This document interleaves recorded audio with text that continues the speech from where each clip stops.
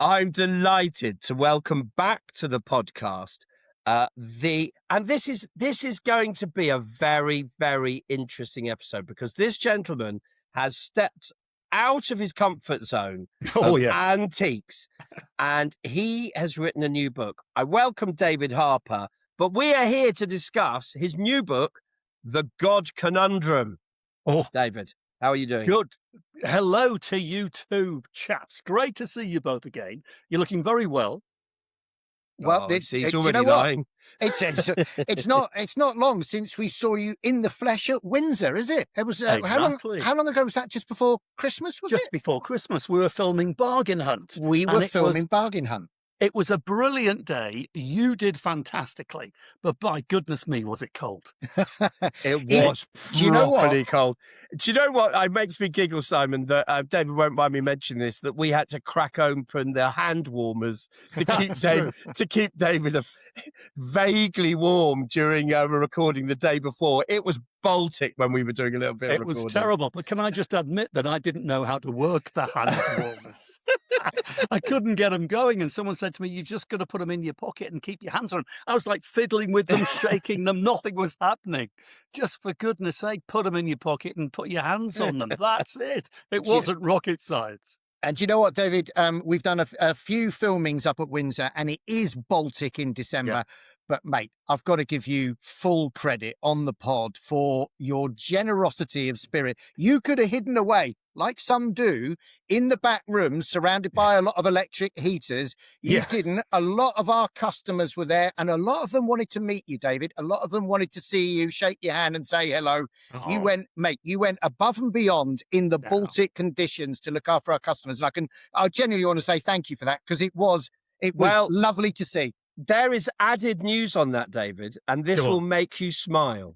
Yeah. So when we were there, a lady called Hanka, who runs the activities for a retirement village, she had brought with her a number of older residents who are fans of yours who watch you on TV, right? So she'd organised a trip out to do this. Right, now, part of what happened was that you very kindly cancelled your lunch, ran back, had photographs taken with everybody. You were very, very supportive. I can tell you now that Hanka, this week, she won the Margaret Butterworth Award for Activity Provider of the Year, which is every single care home, residential retirement village, UK-wide. And because of people like you supporting her, she won this national award. She messaged me yesterday to say thank you. I said, David will be over the moon. And how sweet is that? Wonderful. And that's the sort of joy you were bringing that day. Do you think we'd be nice enough? Do you think we'd be nice enough to him now, Simon? But you know what? That just goes to show, does it not, how many very good people there are in the world. I mean, we think we're living in terrible times and dramatic times, worldwide events. It's no different to any other time in history. The world has always gone crazy. But the majority of people you meet, and she's a perfect example, are thoroughly good beings. And well done to her. She absolutely deserves it. Well, as she said, she can't do it if other people aren't generous at the same time. So that's quite interesting, isn't it? Yeah. It was lovely. Right, we did appreciate it. Thank you, David. Oh, no, listen, guys, honestly, it's always good fun. Do you know when you're filming and you get a call sheet and you know which auction you're going to, which antiques fair you're going to, and depending on where you're going to, you're either filled with joy or abject horror. And when I saw we were coming to Windsor Auctions, I was filled with joy, not only because it's good fun, but I know you get behind it and you give it some welly, and we did well. And that makes a great TV program. So, no, genuinely, I know it does sound like a bit of a love-in, doesn't it? It really does. But thank you. Thank you for all you do for us on TV. Oh, that's kind. Right, let's get to the meat of today's discussion. Yeah. Now, David, an easy guide to life, the universe, and everything. Now, I'm going to quickly fill listeners in. This book, The God Conundrum, that David has written, was the result of a very personal situation within his family. His lovely daughter had found Christianity, and by her finding Christianity and her life improving as a result in David's eyes, which is great news. That's, Yeah. it doesn't matter what you find as long as life is good. That's Yeah. the way forward, isn't it? David went on this journey of investigation. I tell you, having read the book, the nice thing about this is that it's all now in a book. You don't have to do it yourself. He's pretty much encapsulated a lot of the questions you'd ask, and has gone on this journey, and it's a really good read. Oh, It's really good. You've written in. You don't lecture. You just say, "This is what I found out, and this is where we're at, and that's it. where you've got to." That's exactly right. The whole intention was to. Listen. It's a layman's investigation. It's not an academic investigation. It's an ordinary person with questions to be answered, who goes on this journey into God. First of all, is God real? Does he exist? And is the Christian God the right one? And so it's written like we're down the pub. And I say to you, do you know how the universe was formed? And you go, I don't know. Nobody knows. Well, I say, well, come on. This is the stuff that I found. We just have a little chat. What about God? Does he exist? Where's the evidence for it? And it's a chat in the pub or a cafe. So it's non-academic. It's very easy to follow. And that's the only way that I could do it. I wanted easy answers to the biggest questions in the world. And it took me 11 months of full-time research. I've got to tell you, when I first decided to look into this, I thought it would take me an afternoon. I said to my wife, listen, what's happened here? And I'll tell you what's happened to my daughter in a moment, but I need to investigate what this thing is, this Christianity thing. I know what Christianity is. We're surrounded by it. We always have been. But my knowledge of it was total schoolboy. I'd never read the Bible. All I'd learned growing up was something that was maybe preached to me from a pulpit. I knew nothing. So I thought it would take me a few hours to discover what it is about Christianity that can fundamentally turn someone's life around, literally save somebody's life. And I thought it'd take a few hours. 11 months later, I emerged from these rabbit holes as a completely changed person. And throughout the process, I just started writing notes. And it was about 3 or 4 months in to this research project, I realized I was writing a book. And that's how the book came about.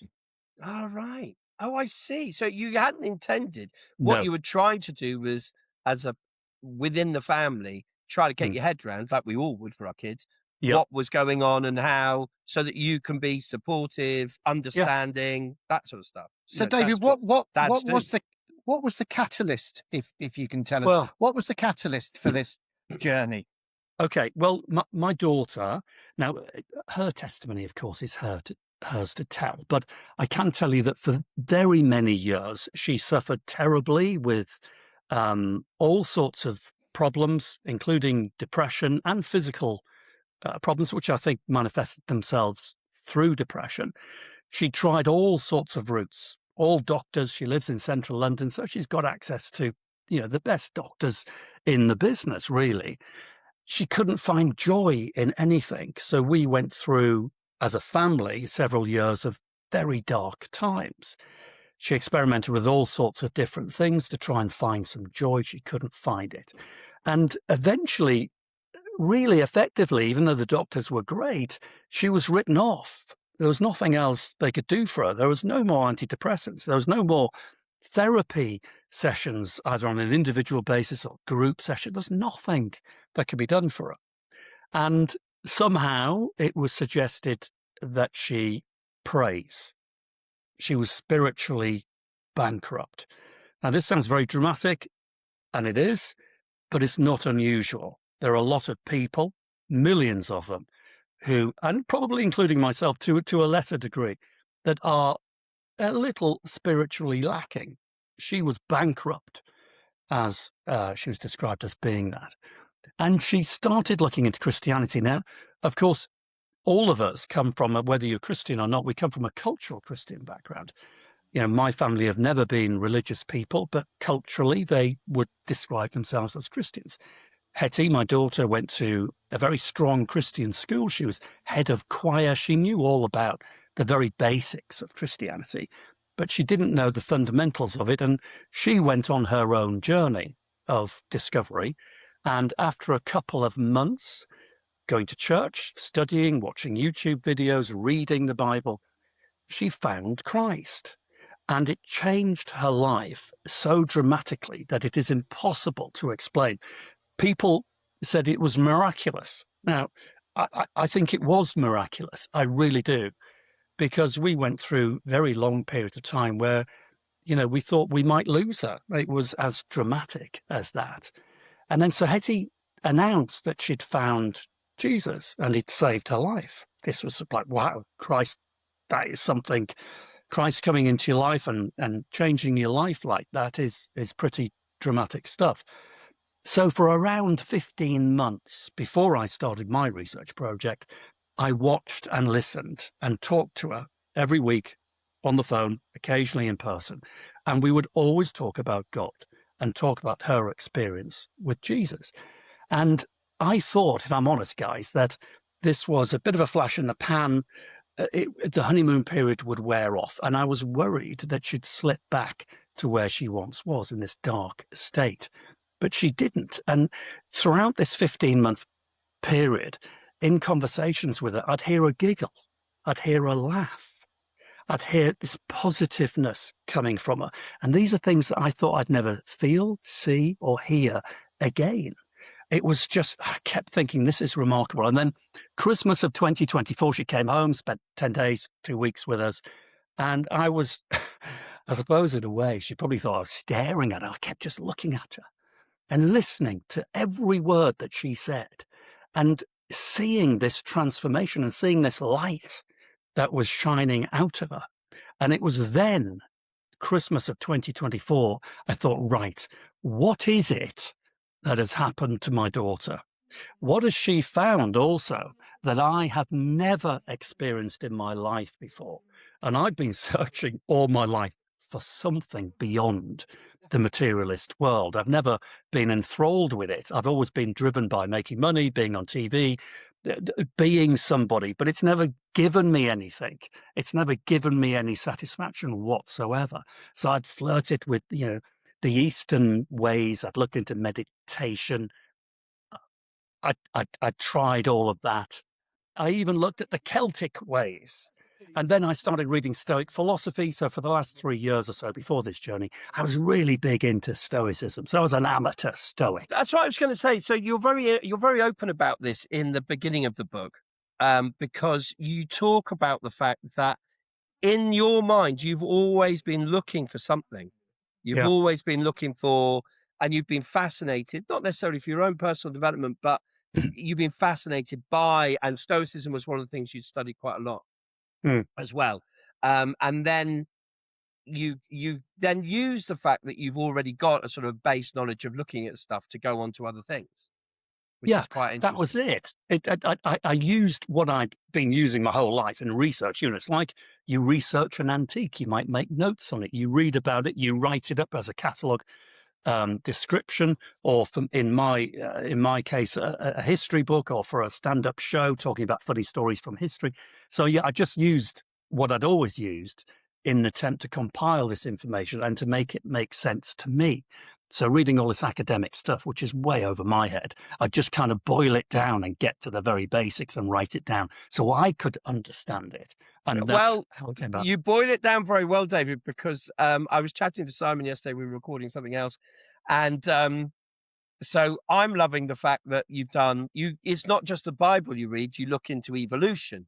There's bits about, I mean, I have to say I chuckled about the Albert Einstein section where he gets crossed because he feels that he may have actually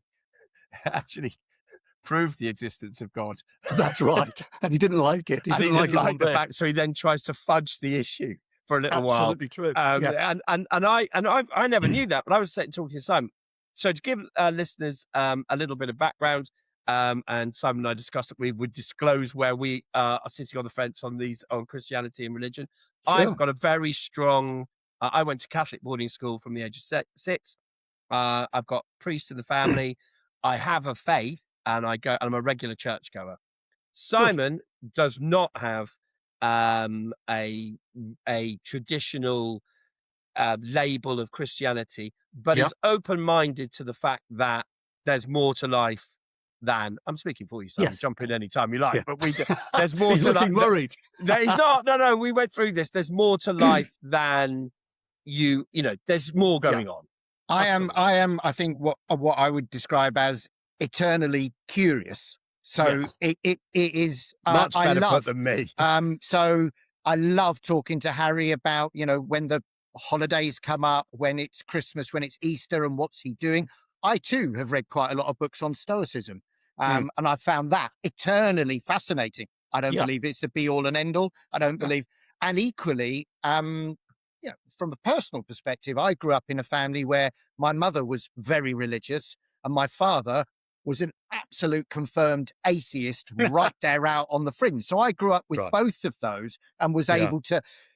able to experience both of those. My father was absolutely adamant on his view, and my mother was she'd been brought up as a Catholic. So I had Yeah. that sort of grounding. So I am eternally curious about all of this stuff and really don't have a formed opinion of my own, I suppose. Well, Simon, I would say you are now where I was, an agnostic, someone who's Yeah. open-minded, Yeah. who senses or looks around at creation and thinks, come on, there's more to this. Was that really an accident? Is this really not designed? Is that for no purpose? Why do we live a maximum of 100 years if we're very lucky and then die? What's the point in that? I think you're probably where I was and always asked those questions. And I think with Stoicism, I was getting close to an understanding of life, but it was not what Hetty had discovered in Christianity. And I say in the book that Stoicism helps the mind and helps you deal with the obvious suffering that's going to come along in life and use things that go disastrously wrong and use them as a way of navigating and stop looking at things so negatively, look at disasters as positives, put them to use. So Stoicism helps the mind, but it doesn't get anywhere near the heart or the soul. And that's where Christianity, I discovered 4 or 5 months in, it clicked. All of these dots that weren't quite matching up, weren't quite making sense, passages from the Bible that weren't ringing true, began to come together, and it knitted itself into something that made perfect sense, not just within myself, a sensation, but also historically, scientifically, evidence-based. It came together. And then a little while later, I got what I describe in the book as the 18-inch drop. So I got to a point where I decided there is a creator of the universe. It's logical. Evolution has never been proven. Only micro evolution has been proven. So that's movements within species, including humans. But most people, including myself, get that mixed up with macro evolution, where, an insect becomes a giraffe, that kind of evolution. It's never been seen. It's never been proven. There's no fossil records of it. So I got to a point. David, just quickly on that basis, because obviously I wanted to give Simon a flavour of how you wrote the book and the way that, and it's as you said, somebody down the pub and having a cafe. Yeah. You do a thing about evolution, and it's people talking about how closely we are to a monkey. Yes. Percentage-wise, and I'm not going to hold you to the percentage because I'm hijacking you slightly here. But then there's a passage about how closely related are to a banana. Yes, it's brilliant. This is the DNA thing. So we all know what DNA is roughly. I mean, I think I had an understanding of DNA, but I started looking into DNA and it's absolutely bonkers. So we all have our own DNA number. Most people know that. It's 3 billion digits long and it's printed throughout our body 30 trillion times, which is a number you cannot comprehend. So just pluck one hair out of your head. I'm looking at you, Simon, more That's likely the only one with hair. I feel like I've won something. Thank you. Yeah. Have you got a prize there, Simon? You're a winner. You pluck one of your hairs, in one of your hairs, that your number is printed multiple times and it's 3 billion digits long. I love cars. So I use an analogy in the book and I say that a car number plate is about 20 inches long, 7 digits. If you were to print your exclusive DNA number on a car number plate, it would be 300,000 miles long, and it's printed countless times in one hair on your head. So the mathematics is bonkers. But of course, I only discovered, I didn't know any of this at all. All living things contain DNA. A tree has DNA. A blade of grass has DNA. Nothing can live without DNA. And DNA is like sugar in a cake. Every single cake needs sugar, but not every cake is related. But atheist scientists say that DNA in all animal forms is proof that we're related. We're cousins of apes. It doesn't make any sense. There is no proof of it. There is no fossil records. And yes, I think some people say 96% DNA related to an ape. I think it's been downgraded to 86% now, but it's a big number. But then when you start looking at it, we are related then to turnips, to fruit flies, to oak trees and blades of grass and slugs in the garden. We're 60% identical to a duck-billed platypus and about 72% identical to our pet dogs. It doesn't mean we're related. I believe it means that there is one creator that makes all things, and he will often use the same ingredients in all things to spark life, and DNA is the most obvious. It's amazing. When I told Simon about this, he went, "Do what?" No. He said, "I'm all right with a monkey. We're related to a duck-billed." Oh, here we go. Yeah, I've been called a lot of things on this podcast, David. But there you go. That's a new. Well, put it this way: you'll never eat a banana in the same way again when you know that you're 60% identical to it. Oh dear, it's basically cannibalism, right? David in that discussion has just talked about where he's ended up from his discussions. Now, David, let's just track back slightly. What I am interested about is that you didn't just talk about it, you have read the Bible as a result. I have read the Bible, yes. And you've gone through it and done it. You've read Old Testament and New Testament. Absolutely, yes. And you've gone through it. And I like, there's a section in the book where you talk about the fact that there's this clicking time, and you go back to talk about, you may well have found a believer in a creator. And then you go back and the Old Testament starts making more sense. So the whole thing sort of, you reach this point, and then the book itself starts, the Bible itself starts making more sense to you. It does. It didn't in the beginning. My daughter gave me a Bible, an old, I don't know which version it was, King James version, written in Old English, and it was a nightmare. And tough read. It was a real tough read, and I gave up. And then when I started my research, I bought a brand new one off eBay, modern English, perfectly understandable. And I started on recommendation in the New Testament, much easier read. Started with John, and crucially for me, and I would recommend if anyone is fancying reading the Bible, download some Bible apps. The Bible is effectively 66 books compiled into one. And these apps are great because you can listen to a 10-minute podcast, like your podcast, on any one of the books and then read it, and it all makes sense. So I started with the New. I was afraid of the Old Testament, genuinely. I was actually afraid of it. I thought I'd heard so many horror stories about the kind of things that it says in there. And I realized very quickly after reading the whole Bible that the worst thing you can ever do is take advice from someone about the Bible who has never read the Bible. And I'd been doing that for decades. And never take quotes out of the Bible out of context. You've got to know what came before, what it's relating to, and what comes afterwards. Because that's brilliant. Wow. I mean, it is, you can write the Bible off with 5 quotations, but if you don't know where they came from and what they're really meaning, it's philosophical. I mean, talking about philosophy, I said to someone recently, throw away your Stoic philosophy books, just buy the Bible and read it, and start with Psalms and get into Ecclesiastes. These books in the Old Testament and Proverbs are the best philosophy books you'll ever read. They are guidance for life from birth to death and into the afterlife. It covers everything. And I'm absolutely certain whatever problem anybody is having in life, it doesn't matter what the problem is, personal, business, whatever, the answer to it or the assistance to answering that question is within the pages of the Bible. It is the most remarkable book ever written. It jumps chapter and verse from the old to the new in prophecies, in predictions. If you do X, Y will happen. And it's been proven time and time again. He said the only thing in modern terms that relates to the Bible is Wikipedia, how Wikipedia hyperlinks different articles and it takes you all over the world to 7 million articles. The Bible is the same. And Christians, when I first picked it up, said to me, it's supernatural. I thought, for goodness sake, come on. It's breathed by God. It's the word of God.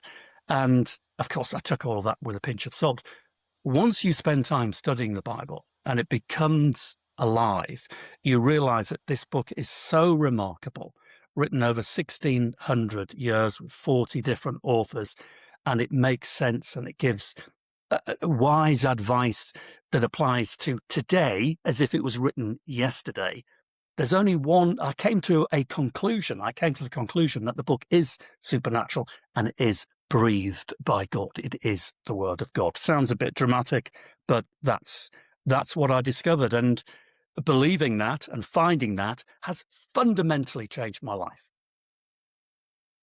Fantastic. On the subject of Bibles, because it does change people's life, can I plug the Bible translated by my old tutor, Nicholas King, Father Nicholas King, who's a Jesuit, who spent Wow. 7 years, I think it was, he was at Oxford, it could have been longer than 7 years, could have been 11, translating the Bible so that you and I could read it Can understand it, yeah. in a more understandable. But he also spent a lot of time making sure he got the nuance, which is what you're referring to, Yeah. right. Because Yes. his concern, I think, and as long with lots of other people, is that you can weaponize a badly translated little tiny quote Totally. for your own. And therefore, he was a big advocate of, if you've read it in the whole, you'll understand what's going on. If you just Absolutely. take 6 words, Yeah. you can put yourself, or you can mislead a lot of people. It's quite And that's interesting. and well done him, because it's such a shame that people are led astray away from the Bible by people misquoting it. Yeah. And they do weaponize it in that regard. But, once you give in and you lose your bias, which I had to do, I was very biased against Christianity when I first started this. All these words in my head, Simon, ringing from my dad. I mean, my dad's still with us and I'm talking to him on a regular basis, but he's an atheist. And all the words that I'd been listening to growing up, the Bible is for unintelligent people. The Bible is designed and written by man to control the population. It's a way of making money. I mean, it just couldn't be further away from the truth. And I had to drop those biases and fight against them. It was emotionally draining for very many months, having an internal battle. Do I believe this? Do I not believe it? Until eventually I came to a point where, wham, it hit me like a steam train. Of course it's true. Of course it's right. It's the way to live. I have a quick question for you, if I can take you back, if you don't mind, to you spoke with such passion about Hetty, how she was in central London, how she doctors antidepressants. Yeah. I imagine she tried mindfulness and yoga, whatever, all of these things that we're being sold. There was a point, though, that something happened. So I think it feels like a familiar story. A lot of people, especially a lot of young people today, are struggling with the modern world, are struggling with happiness and finding joy and all the rest of it. And poor Hetty went through all of those stages which are prescribed to us, whether it's antidepressants, whether it's whether it's meditation, whether it's stoicism, and none of that worked. But at some point, you said something happened, or something led her, or somebody led her to this. Are you able to share that with us? Because I think people would be interested to know. Well, I think it was a therapist who said that she should look into her spiritual side, and she should investigate God and the God of the Bible. And that's what began her journey.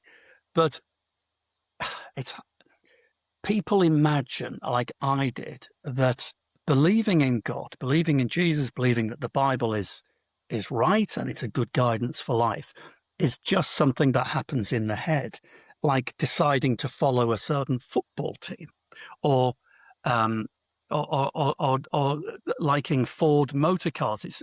Or the fact that Queen Victoria once lived, just a fact in the head. It isn't. It is an emotional thing. And what happened to Hetty, and which is what happened to me, is you get to a point where you get all of these facts and things start making sense.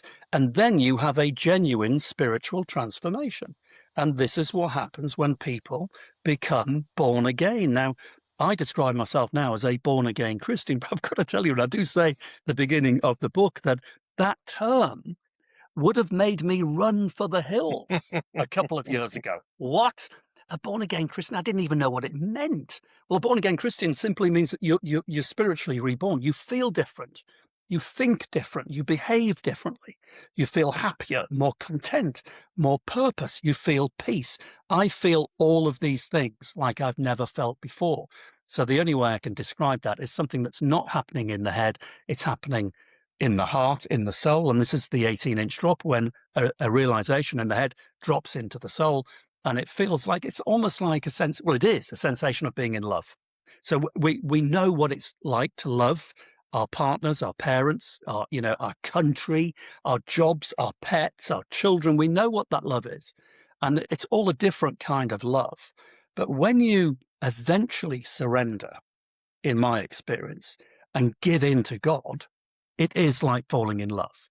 And that love changes your life, because love stays with you all of the time. You don't forget about it. It's always there. When you love someone, that sensation is always there. And it changes a person. If you fall in love with anything or anyone, it changes a person.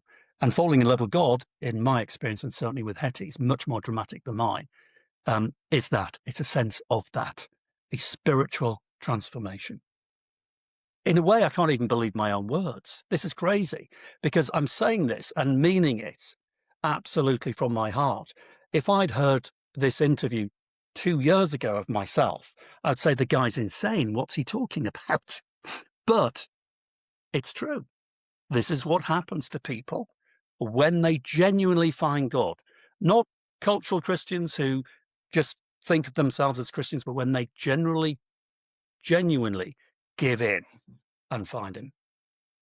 Simon, going back to your statement, that's very powerful, isn't it? I know that we're going to clip that bit up because we're going to be talking about that for months. Going back to your thing about the youngsters and talking about Hetty, it was very interesting. Anecdotally, at the church I go to in London, it used to be an 80-20 split.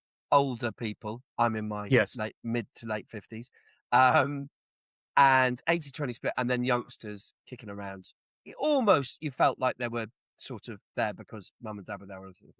I was there twice over Christmas, well, 3 or 4 times over the Christmas period, and it was a 50-50 split. And there was a lot of people under 30. No pressure. People were engaged. They were very engaging and very chit-chatty and all the rest of it. And there was this feeling of they just wanted to be. I go to a church which isn't. You don't get accosted on the by people saying, "Do you believe in God?" You're welcome, and there's a cup of tea afterwards. And you might be there for 1,000 reasons. You might be there because you've lost a family member, and they've got a grief counselling set up there, and therefore you're just using it just to get over an experience. And that's fine. Yeah. Drop in, use it, Good. disappear again. Nobody's worried. But it's quite interesting that the demographic is now, there's a younger crowd. People are investigating, like Hetty. That's why I think I was so drawn to this chat that David and I had completely randomly in a very cold warehouse while we were chatting about, meant to be talking about antiques and filming bargain hunt. We ended up having this talking about God. Yes, how did that theology. It was the most bizarre set of things. Any case. But that's what we found. Let me pick up on that. Let me pick on that, Harry, because only last night I was talking to Hetty on the phone, and I said, "Where did you go on Sunday?" She goes to a couple of churches, one particular she's ensconced in. And the vast majority are under 30. They're looking for old people. It's bizarre. She said, we're really lacking in old people. It's full of young people. And she's now just having the best time ever. She's got this group of friends and they have dinner together. They pray together. They go to church. They sing. She's in, she's a musician. She's playing in the church, that she's writing music with another musician and an actor. And they're coming together and sharing this joy that they've found.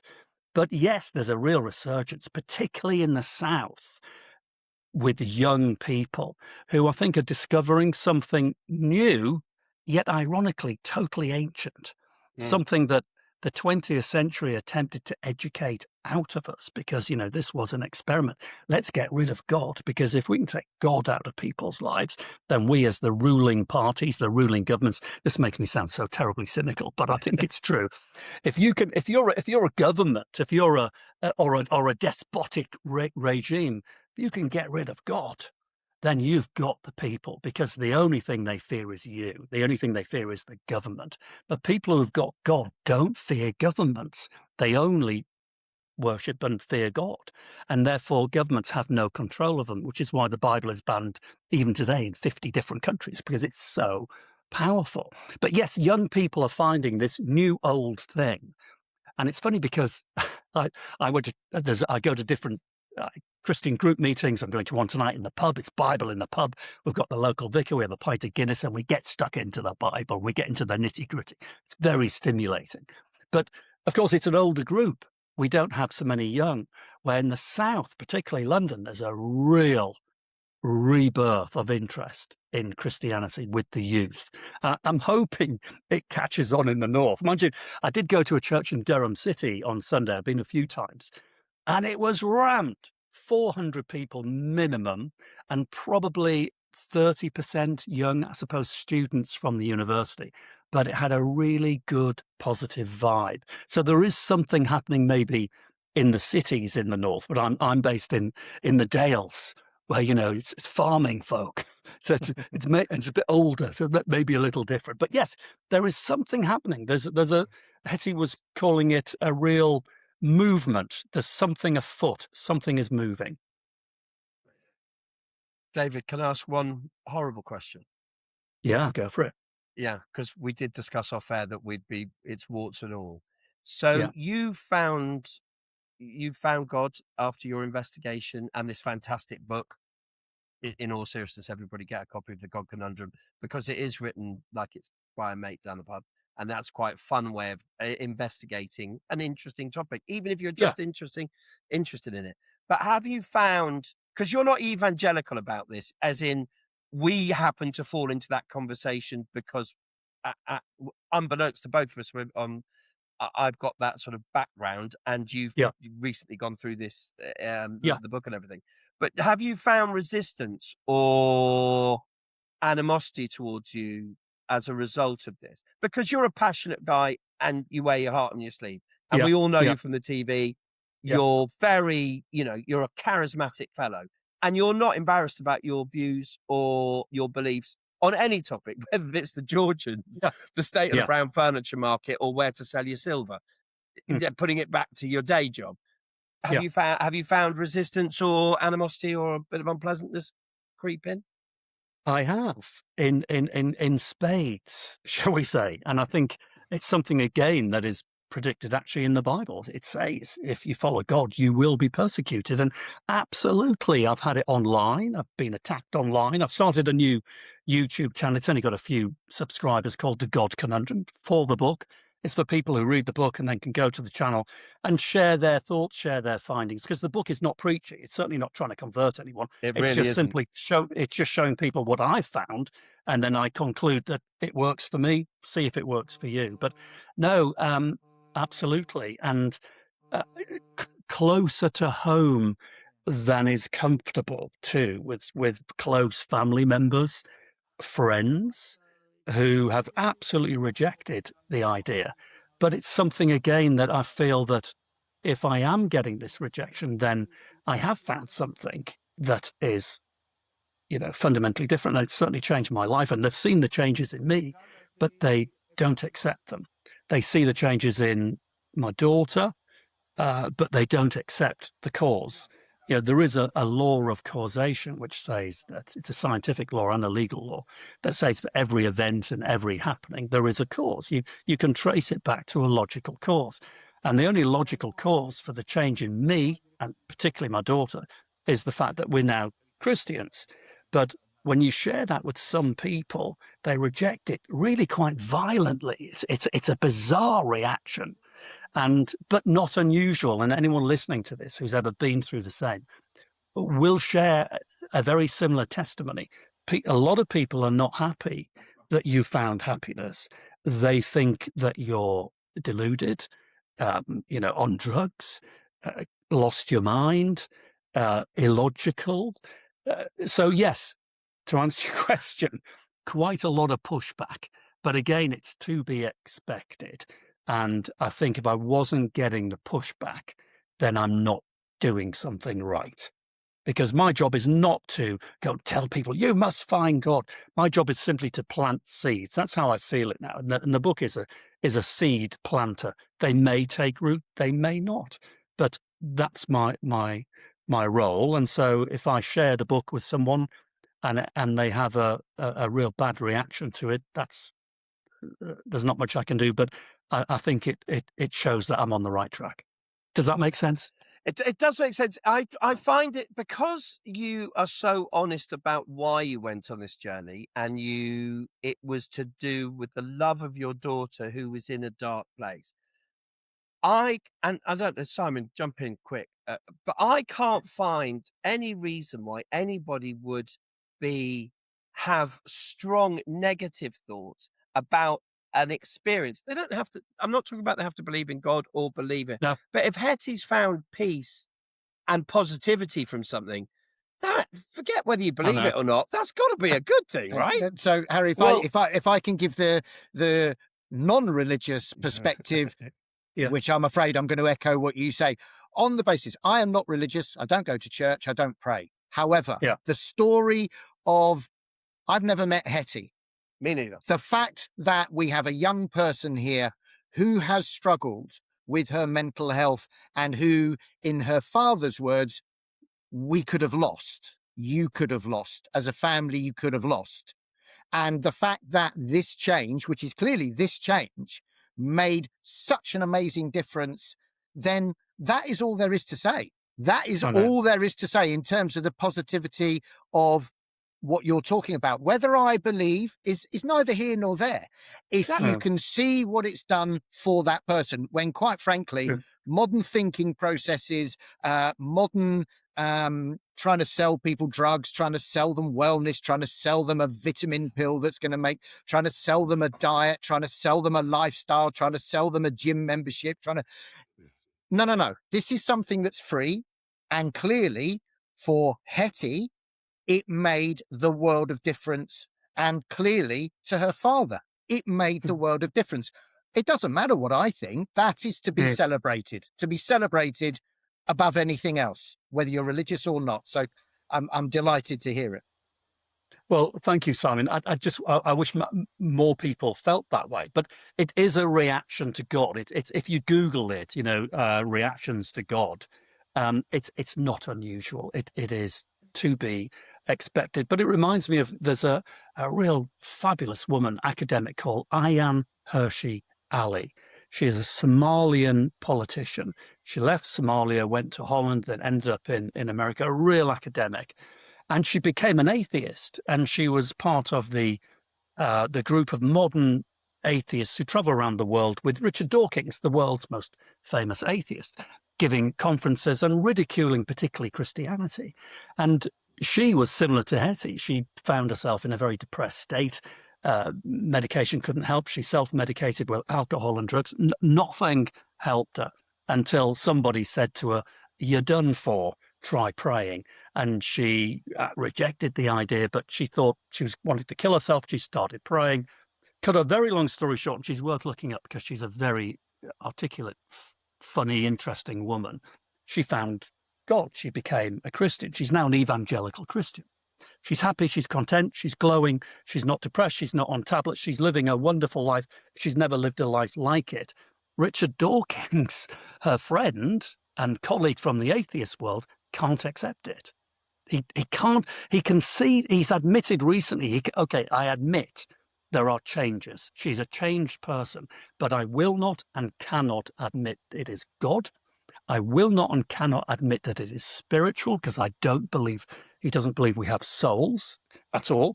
So he cannot accept that it's God. And that's where a lot of people are. You're an agnostic, Simon, like I was. So we're a bit more open-minded. Doesn't make us better people. We're just a bit open-minded. There are some people, including close family members of mine, who they can't help it. This is where they are in life. They will not, cannot accept that there is any possibility that there is a God. And that's where they are. But it doesn't mean that they're not open at some points in the future to changing their mind, and I hope they do. There are some members in my family who will not read the book. They won't open the page. They won't talk about it. They won't reference it on family WhatsApp groups. Genuinely, I don't mind sharing it. They will not engage in the book. It doesn't exist to them. But again, this is not just my family. This is very normal. Some people are preconditioned. They just will not and cannot accept that there may well be a creator of things.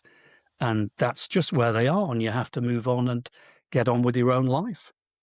Well, the whole world is teaching us at the moment to be utterly polarized and black and white. And sadly, I suspect we're suffering a little bit of that. Quite possibly. Less open-mindedness. You've got to be as far right or as far left as you can be, and you've got to fight those corners. We'll come back from that. We'll come back towards the middle at some point, and hopefully some of your friends and family will also open their minds a little bit, and at the very least take the position that, well, it's doing these guys good. Yeah. Well, there you go. Simon, it's really interesting because in the book, and I didn't know this, why would I? Because I haven't researched my own religion as well as I should. That's what this book threw up. It's really interesting. So C.S. Lewis, who you know, and J.R.R. Tolkien, author of Lord of the Rings, etc. So J.R.R. Tolkien is a Christian. Weirdly, we went to the same boarding school. Really?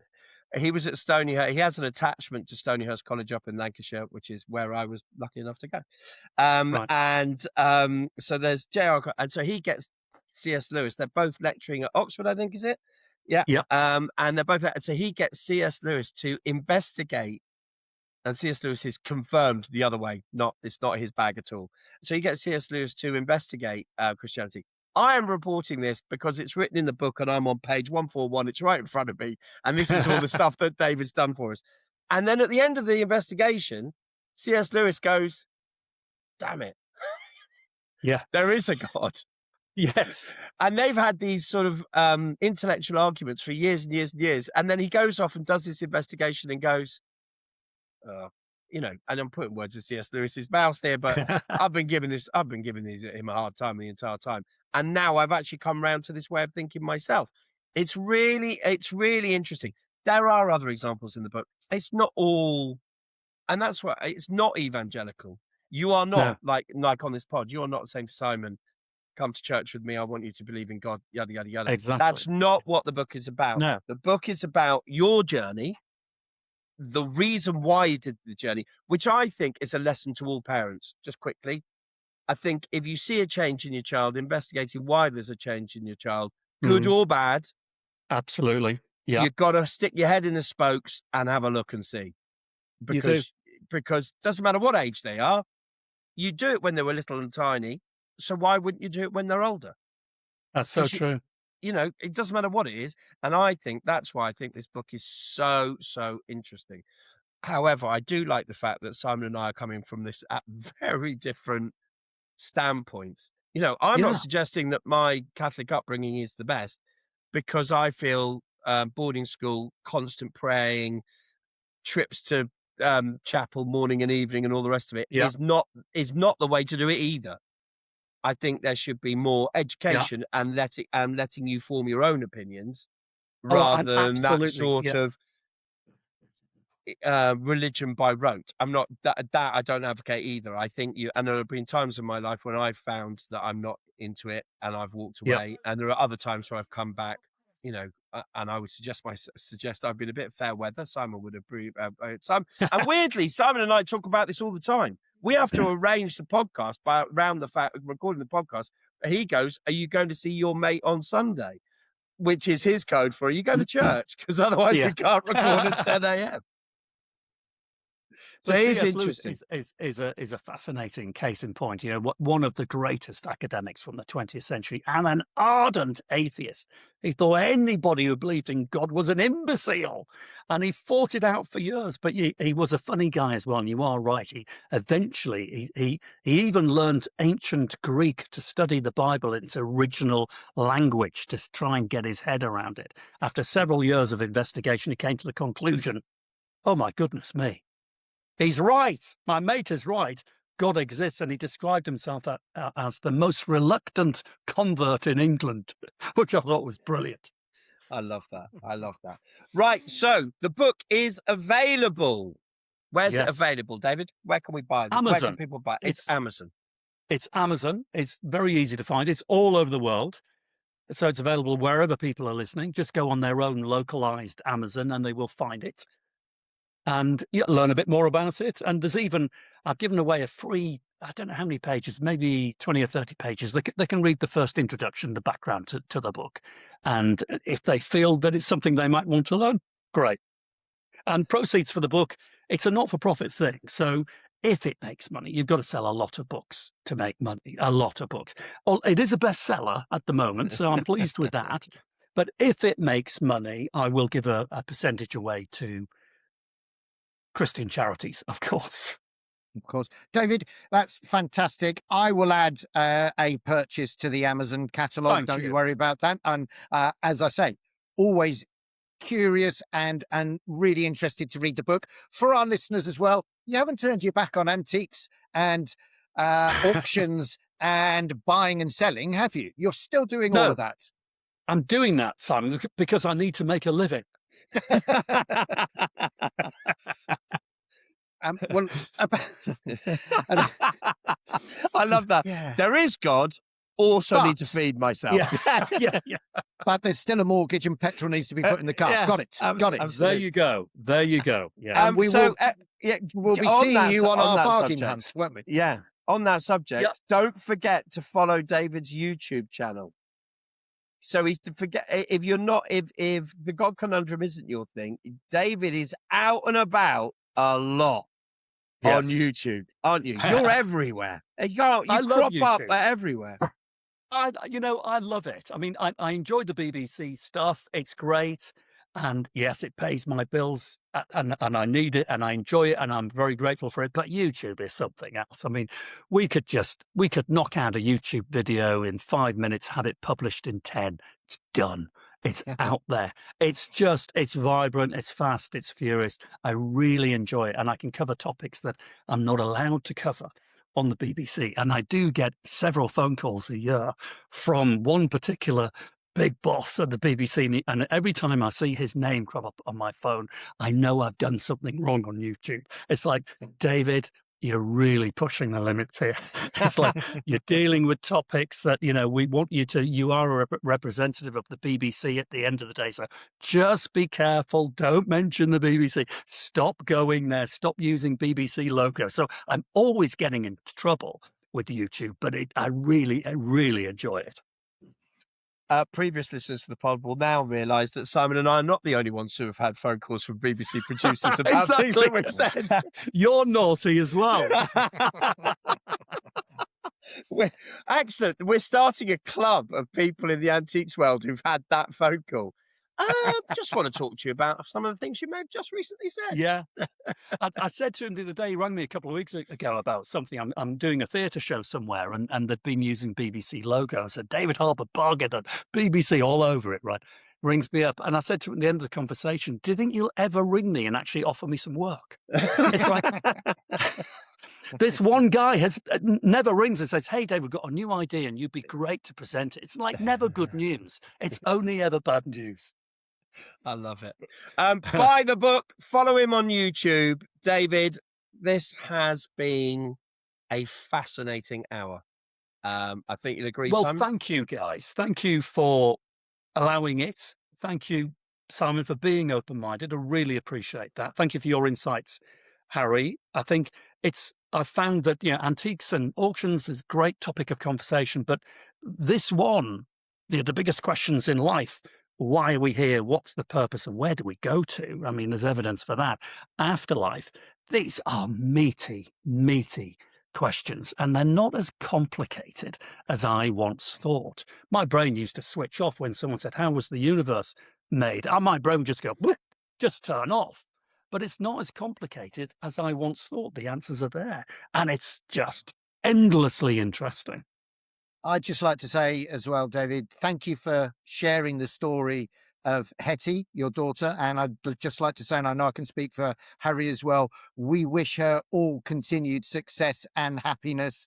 And, Thank you. and irrespective of where I come from, I'm delighted to hear such a success story and that a young lady is doing well because of exactly what you've just spoken about today. So we wish her all the best.